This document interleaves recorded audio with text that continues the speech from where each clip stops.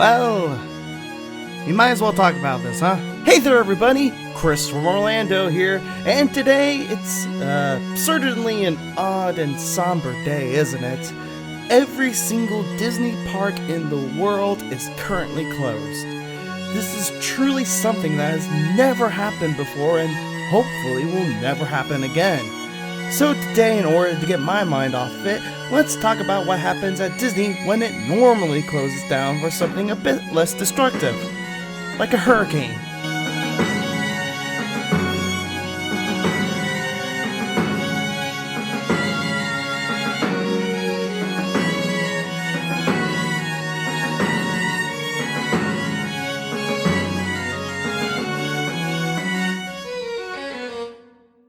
So Disney doesn't like to close down its parks.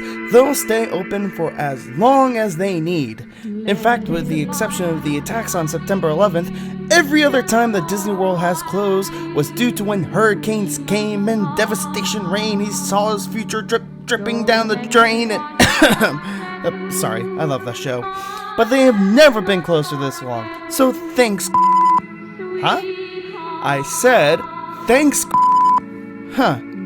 Turns out YouTube doesn't like the actual words for this bad beer virus, so I guess let's just call it, Coruscant virus. Cause that's the name of a Star Wars planet, and Star Wars is part of Disney now.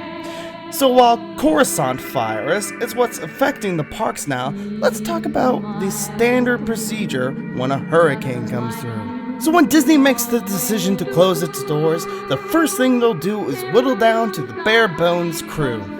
They'll still want security in the park to make sure no moron is stupid enough to try and break in. They'll have some maintenance people to make sure all the rides are fine and ready to go when they do reopen. The only places that pretty much still have their full staff is the hotels.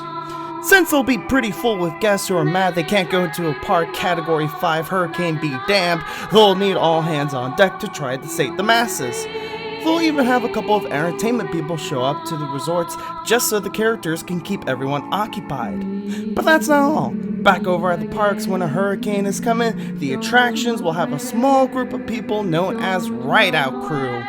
Now, despite the fact that the buildings themselves are very well equipped to withstand hurricanes, there's still a lot of things around the park that very much are not.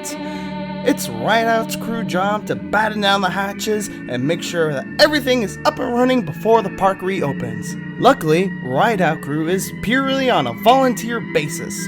Whenever hurricane season comes around, they'll put up a flyer in the break room asking if you'd like to do it, and they'll usually pick around 10 people on the list to show up. Should you be called in, what you're expected to do is very simple. 1. Saran wrap everything. That Fast Pass podium? Saran wrap. That rocket? Saran wrap. Some stupid idiot that snuck into the empty park to record stuff for his YouTube video? Beat him until security gets here with your saran wrap. Obviously, this is to protect the stuff that can't be brought inside from flying debris. And of course, you'll be sandbagging all the doors. So now that all that work is done, you now wait until the storm comes and goes. I hope you brought a Nintendo Switch. But in all actuality, I think that doing Ride-Out Crew is certainly one of the safer places to be during a hurricane, since once the hurricane actually hits, you'll be spending your time in a heavily fortified building or even underground, so you'll be perfectly safe as long as you remember to sandbag that one random emergency exit. And then once the hurricane passes, you'll begin cleaning a lot because someone didn't lock down the glass dome on top of the DVC spaceship, and then it's business as usual. Now, luckily, Disney does pay its employees for any shift missed during this time, which, yeah, thanks for the basic decency there, guys. But with hurricanes, it's easy to know that you'll only be missing 1, maybe 2 days of work. With Coruscant virus, a lot is up in the air, and obviously these same practices won't be in effect.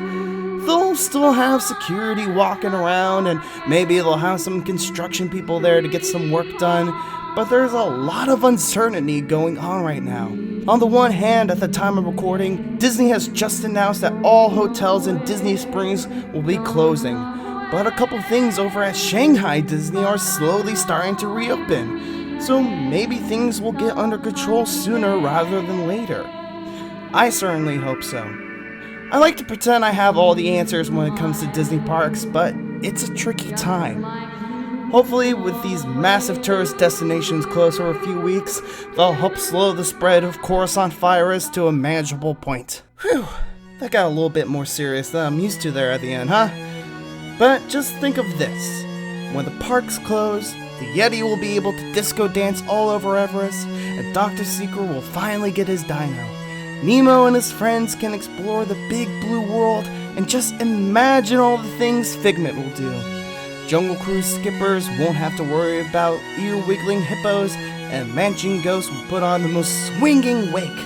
The citizens of Batuu will finally get to rise with the resistance, and Mickey and Minnie will be able to have their perfect picnic. Don't forget to like, share, and subscribe for more Disney Parks videos, and follow me on Instagram at Chris_from_Orlando. I'm Chris from Orlando, and remember, wash your hands, and we'll see ya real soon. Take care, y'all. One love. Don't hurt nobody.